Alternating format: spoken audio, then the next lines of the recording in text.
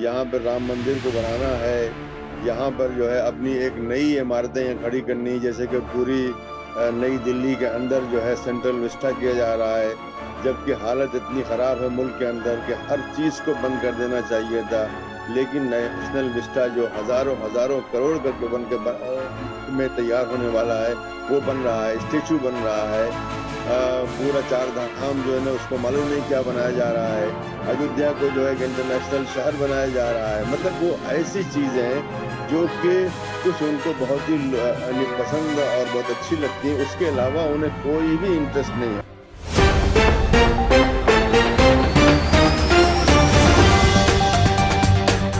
Purple news से मैं हूं आपके साथ नदीम अकरम। ऑक्सीजन क्राइसिस भारत झेल रहा है और भारत से तमाम लोगों को मदद मिलती हुई भी नजर आ रही है, पर इस बीच लगातार जो इंसानियत का पैगाम मुस्लिम समुदाय की तरफ से लगातार दिया जा रहा है, उसकी देशी नहीं दुनिया भर में तारीफ भी हो रही है। पर सबसे बड़ा सवाल ये खड़ा होता है कि देश के प्रधानमंत्री द्वारा ये दावा किया गया था कि हमने कोरोना को हरा दिया है, और दूसरी लहर में जो जमीनी हकीकत है वो कुछ और ही बयां कर रही है। इसी पर हमसे बात करने के लिए डॉक्टर जफरुल इस्लाम खान साहब मौजूद हैं, और मैं उनसे जानना चाहूंगा, सर, जो दावे देश के प्रधानमंत्री द्वारा किए गए थे कि कोरोना को हमने हरा दिया है, अब कोरोना वापस लौटेगा नहीं, दूसरी चरण में जो तस्वीरें सामने आ रही हैं वो कुछ और बयां कर रही हैं। किस तरीके से देख रहे हैं इन चीजों को सर आप? देखिए, ये जो सरकार हमारे यहाँ आई है कुछ 7 साल से, ये जुमला सरकार है। ये कुछ बोल के समझ लेती है कि बस मसला हल हो गया, और कुछ अल्फाज बोल के समझती है कि कोई भी इशू खत्म हो गया। तो ये इनका एक बहुत ही बड़ा प्रॉब्लम है कि वो किसी बात को सीरियसली नहीं लेते, सिवाय उसके जो उनका जो उनका एजेंडा है। उनका असली एजेंडा जो है वो हमारी हिस्ट्री को बदल देना है, हमारे यहाँ शक्लों को बदल देना है, यहाँ पर राम मंदिर को बनाना है, यहाँ पर जो है अपनी एक नई इमारतें यहाँ खड़ी करनी, जैसे कि पूरी नई दिल्ली के अंदर जो है सेंट्रल विस्टा किया जा रहा है, जबकि हालत इतनी ख़राब है मुल्क के अंदर कि हर चीज़ को बंद कर देना चाहिए था। लेकिन नेशनल विस्टा जो हज़ारों हज़ारों करोड़ करके बन के में तैयार होने वाला है, वो बन रहा है, स्टेचू बन रहा है। पूरा चार धाम जो है ना उसको मालूम नहीं क्या बनाया जा रहा है। अयोध्या को जो है एक इंटरनेशनल शहर बनाया जा रहा है। मतलब वो ऐसी चीजें हैं जो कि कुछ उनको बहुत ही पसंद और बहुत अच्छी लगती हैं, उसके अलावा उन्हें कोई भी इंटरेस्ट नहीं है। अगर इंटरेस्ट है तो सिर्फ इलेक्शन जीतने से। पंचायत का इलेक्शन भी हो उसके लिए भी प्राइम मिनिस्टर खड़ा हो जाएगा। अगर जो है म्युनिसिपैलिटी का हो उसके लिए भी प्राइम मिनिस्टर खड़ा हो जाएगा। स्टेट और सेंट्रल तो खैर है ही है। तो इनका काम सिर्फ जो है किसी न किसी तरीके से सत्ता को पर कब्जा रखना है, और इसी वजह से कि जो असल मसाइल हैं वो इनसे ओझल हैं। ये मसला जो इस वक्त जो ऑक्सीजन के नाम पे पैदा हुआ है, दवाओं के नाम पे पैदा हो रहा है, अस्पतालों में जो बेड नहीं मिल रहे हैं उसकी वजह से है, जो तैयारियां नहीं हुई उसकी वजह से है, उसका सारा का सारी जिम्मेदारी जो है मौजूदा हुकूमत और उसके जो सरबराह यानी यानी वजीर आजम है उनके सर जाता है। इसके अलावा और कोई इसकी उसकी उसका तरीका ही नहीं बोलने का। हिंदुस्तान में आप लोगों को चुप कर दीजिए, उनको डरा के धमका करके चुप करा दीजिए, और योगी आदित्यनाथ कहेंगे जो बोलेगा मैं जो है उसकी संपत्ति जो है उसकी उसकी घर वगैरह को मैं कॉन्फिस्केट कर लूंगा उसको। आप चुप करा सकते हैं, सही है, और सोशल मीडिया से जो है डिलीट करा सकते हैं। लेकिन ये हकीकत आज दुनिया भर में ये चाहे वो वॉशिंगटन पोस्ट हो, चाहे वो लोमोंड हो, चाहे वो ऑस्ट्रेलियन हो, चाहे वो टाइम हो, चाहे न्यूयॉर्क टाइम्स, यानी कौन सा पर्चा है, चाहे बीबीसी हो, सबके यहाँ ये बात मालूम है कि हिंदुस्तान इस वक्त बहुत ही शदीद तरीन बहरान से गुजर रहा है।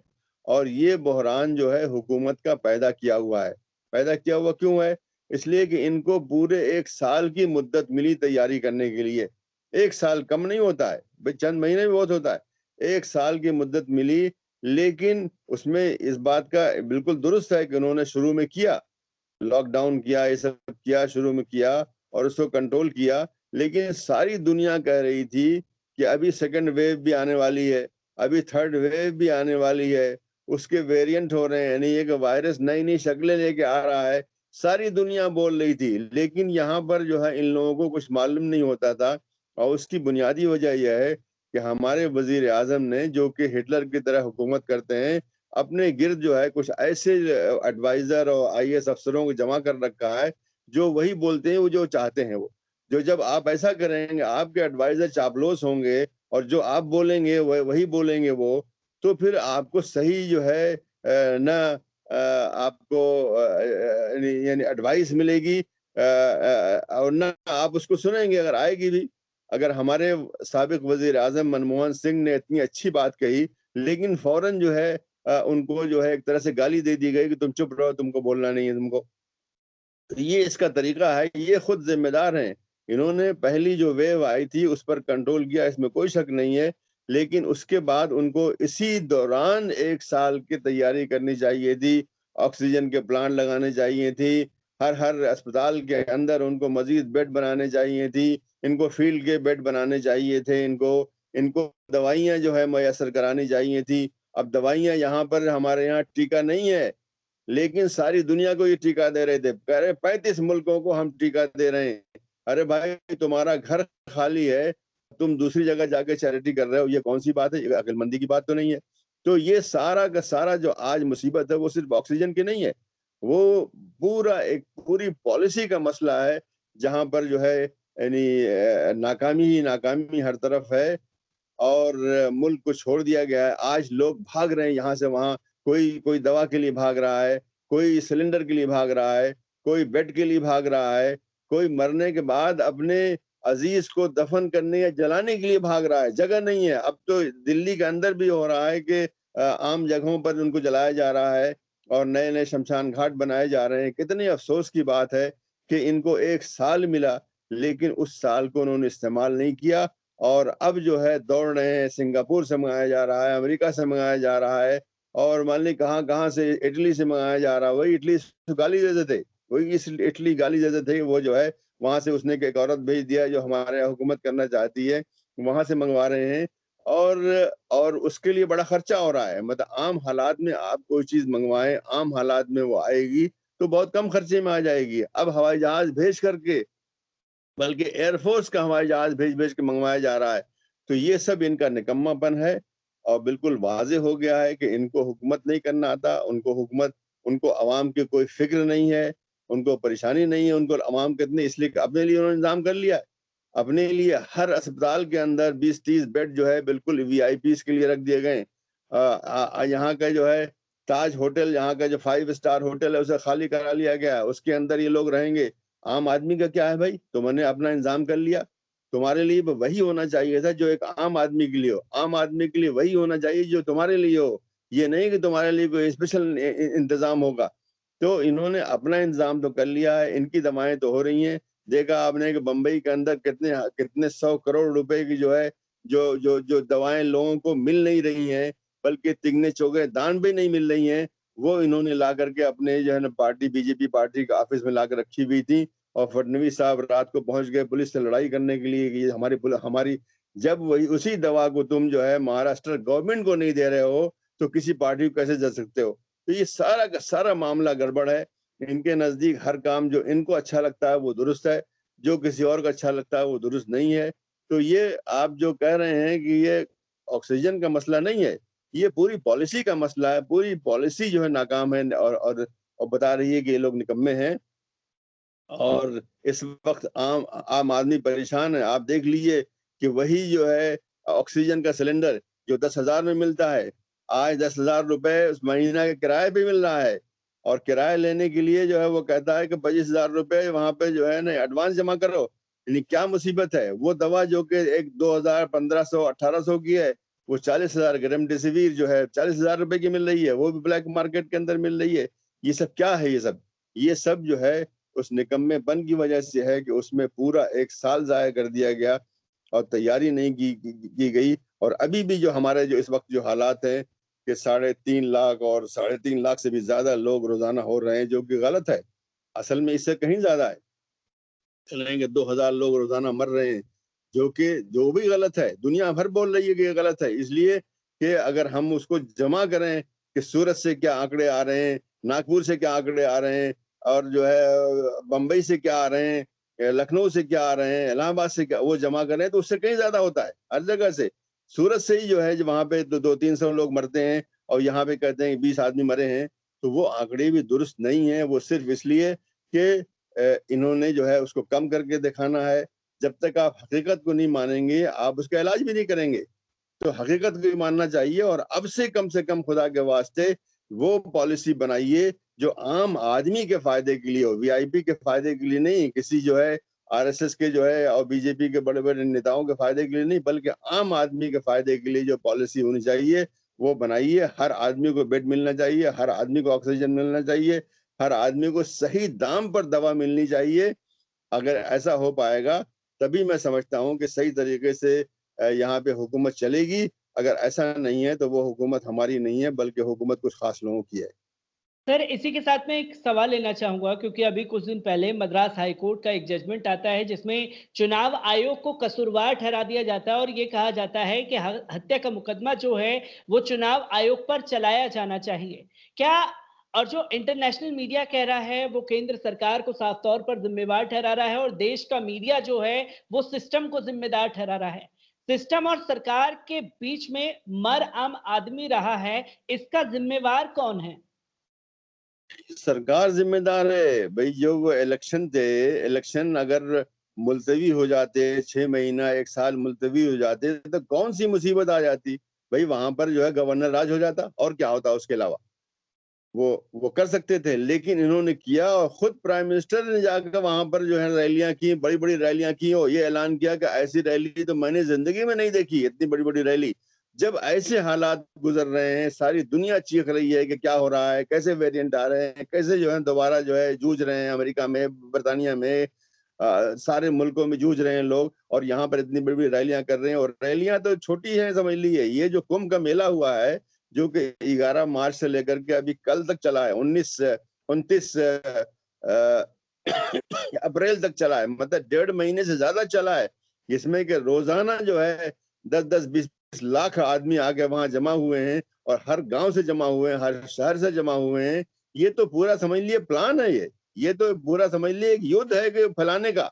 जो ये इल्जाम लगा रहे थे तबलीगी जमात के ऊपर, जहां पे कि 800-900 लोग बैठे हुए थे, यहाँ तो जो है 1.5 करोड़ आदमी आए हैं वहां पे हरिद्वार में, और हर गांव में गए, हर जगह गए हैं। कितने लोग वहां मरे भी हैं, और भी मालूम नहीं कितने और को भी मारेंगे। तो ये सब जो है इनके निकम्मेपन की वजह से है कि कुछ चीजों के बारे में ये बहुत ही नरम है, और कुछ चीजों के बारे में ये बड़े सख्त हो जाते हैं। आज भी उनको तरावी जो है कहीं पे 40 आदमी पढ़ रहे हैं, बड़ी खराब लग रही है। जबकि कुंभ का मेला जो है उसने पूरे मुल्क के अंदर जो है कोरोना को फैला दिया है। और मैं समझता हूँ कि अभी ये मसला जो है, अभी सेकेंड वेव चल रही है, अभी थर्ड वेव भी आने वाली है, उसके वेरिएंट्स भी आने वाले हैं। और उसके अलावा बहुत बड़ा मसला ये है कि यहाँ पे जो टीके हैं, जिसके बारे में दुनिया को दिए जा रहे, 35 मुल्कों को दिए जा रहे थे, अभी अपने मुल्क में पहले करो। अमेरिका कहता है कि हम पहले अपने मुल्क में जो जो मसला है उसको हल करेंगे, सबसे बड़ा मुल्क है, सबसे ज्यादा टेक्नोलॉजी उनके पास है। वो कहता है मैं अपने मसाइल को हल करूंगा पहले, उसके बाद बात करूंगा। तो यहाँ पर अपने मसाइल को हल करने के बजाय इन्होंने दूसरों को मसाइल हल करना शुरू कर दिया। तो ये सब मसाइल हैं, खाली ऑक्सीजन का मसला नहीं है, बल्कि ये एक बुनियादी तौर से पॉलिसी का मसला है, और किस तरह हुकूमत की जाती है उसका मसला है। हुकूमत अवाम के लिए की जाती है कि नहीं, खास के लिए की जाती है क्या? हुकूमत खास के लिए नहीं की जाती है। खवास लोग तो अपना इंतजाम कर ही लेंगे, वो मालदार होते हैं, वो होते हैं। लेकिन अवाम जो है, जिसके पास जो है, आज जो है क्या हालत है, आज जो है आम आदमी पिस रहा है। ये यहाँ पर आप प्राइवेट अस्पताल में जाइए तो 20,000 30,000, बल्कि मैं सुन रहा हूँ कि 60,000 रुपए तक एक दिन का बेड लिया जा रहा है। मतलब ये कि लोगों को कंगाल बनाने की पूरी पॉलिसी है। अगर 60,000 या 20,000 रुपए भी रोजाना देगा, उसके अलावा आप दवाएं शामिल कर लीजिए, और मान लें क्या क्या सामान शामिल कर लीजिए, तो रोजाना 30,000 40,000 रुपया देगा जो आदमी, तो अपना घर बेच देगा, अपना सामान बेच देगा वो। तो ये सब हुकूमत को करना चाहिए था। भाई आप क्यों टैक्स लेते हैं? आप सारे जो जो वसाइल हैं उस पर क्यों लेते हैं, कस्टम लेते हैं, फला फला लेते हैं? वो सब इसीलिए लेते हैं कि आम आदमी के रफाह के लिए, उसके फायदे के लिए, उसके देखभाल के लिए उसको खर्च किया जाएगा। लेकिन यहाँ पर ऐसा नहीं है, बल्कि यहाँ पे ऐसी चीजों के लिए खर्च किया जा रहा है जो कि बज़ाहिर जिनका के मुल्क की तरक्की से कोई रास्ता कोई लेना देना नहीं है। सर, इसी के साथ मैं एक और सवाल आपसे लेना चाहता हूँ, क्योंकि हमने पिछले पैंडेमिक एक्ट के दौरान देखा था कि भारतीय जनता पार्टी के नेताओं द्वारा और इनके भक्तों द्वारा एक वबा फैलाई गई थी, एक दुष्प्रचार किया गया था मुस्लिम देशों के लिए। जब मुस्लिम देश इस्लामोफोबिया चीख-चीख करके कह रहे थे, तब उन मुस्लिम देशों को गाली देने पर लगे हुए थे। अब वही मुस्लिम देश जो हैं, मदद के लिए आगे आ रहे हैं, जो कल तक इस देश में हज़रत मोहम्मद सल्लल्लाहु अलैहि वसल्लम को गाली दे रहे थे, आज उन्हीं नबी के शहर से जो है ऑक्सीजन आ रही है, तमाम तरीके की दवाइयाँ तमाम मुस्लिम देशों से दी जा रही हैं। किस तरीके से देखते हैं सर इन चीज़ों को आप? इनको चाहिए था कि इनको शर्म आती, ये सर अपना झुका लेते और माफ़ी माँगते कि हमने गलती की थी तुमको समझने में, लेकिन आप ऐसा मत समझिए आप, ये ऐसा कुछ भी नहीं होगा। बल्कि आप देखिए कि पाकिस्तान ने जो है इनकी तरफ हाथ उठाया है, मदद के लिए हाथ उठाया है, कह रहा है, लेकिन कोई जवाब नहीं दे रहे हैं उसका। भाई ये तो बड़ी अच्छी बात है कि अगर ऐसे वक़्त में जब एक मसला आया है, आपका जो दुश्मन है वो आपके साथ आने को तैयार है, तो उसका आप गले लगाइए, शुक्रिया अदा कीजिए, बहुत अच्छी बात है, उससे लीजिए उससे, ताकि उसका दिल भी जो है ना आपके लिए साफ़ हो, आपका दिल भी उसके लिए साफ़ हो। और दूसरे ममालिक जो है, क्या वो नहीं जानते? वो जान रहे थे वो, सऊदी अरब भी जान रहा था कि हमारे पैगंबर की यहाँ पर जो है यहाँ पर जो है उनको गाली दी जा रही है, बल्कि पूरे मुसलमानों को खत्म करने की यहाँ पे एक साजिश बनाई जा रही है, ये सब हो रहा था यहाँ पे। उसके बावजूद भी उन्होंने किया, उनका दिल बड़ा है, इसलिए कि वो समझते हैं कि पूरी इंसानियत की उनको खिदमत करना चाहिए। तो हमारे यहाँ पे जो जो भाई हैं, मैं भाई ही कहता हूँ, जो भाई हैं, जो कि जानते नहीं हैं, जो कि गलतफ़हमी का शिकार हैं, कम से कम इन हक़ाइक़ को सामने आने के बाद तो उनकी आँख खुलनी चाहिए कि देखो ये लोग ऐसे नहीं हैं, ये लोग तो आज देखिए मदरसों में जो है जो कोरोना के बेड लगाए जा रहे हैं, मस्जिदों में कोरोना के बेड लगाए जा रहे हैं, मुसलमान आगे आ रहे हैं। एक आदमी ने वो आपके नागपुर के अंदर 1 करोड़ रुपए एक आम आदमी के लिए 1 करोड़ रुपए निकालना आम नहीं होता है। छोटा-सा आदमी एक ताजिर है एक छोटा-सा एक। उसने उतने की जो है 1 करोड़ रुपए की ऑक्सीजन लेकर के अस्पतालों को दी है। ऐसे बहुत कुछ लोग कर रहे हैं। वो लोग जो मुसलमान जो है हिंदुओं की लाशों को जाके जला रहे हैं, जबकि उनके खुद अपने जो है साथी, उनके खुद अपने जो उनके रिश्तेदार हैं, वो लाशों को लेने को तैयार हैं। और मुसलमान ये एक बार नहीं हुआ है, बार-बार हो रहा है कि मुसलमान ये काम कर रहे हैं। तो वो लोग जिनके दिलों में नफ़रत बेकार की नफ़रत है, कोई उसकी हकीकत नहीं है, सिर्फ़ मफ़रूज़े के ऊपर बुनियाद पे है, तो उन लोगों का की आँख खुलनी चाहिए और देखनी चाहिए कि ऐसे लोग नहीं हैं। ये इस मुल्क में अगर आप मोहब्बत से रहेंगे, इस मुल्क में आप भाईचारे से रहेंगे, इस मुल्क में आप मिल के रहेंगे, तो ये मुल्क जो है दोबारा जो है सोने की चिड़िया बन सकता है। लेकिन आपस में लड़ेंगे, बल्कि आपस में लोगों को लड़ाएँगे, तो ये मुल्क तरक्की नहीं करेगा।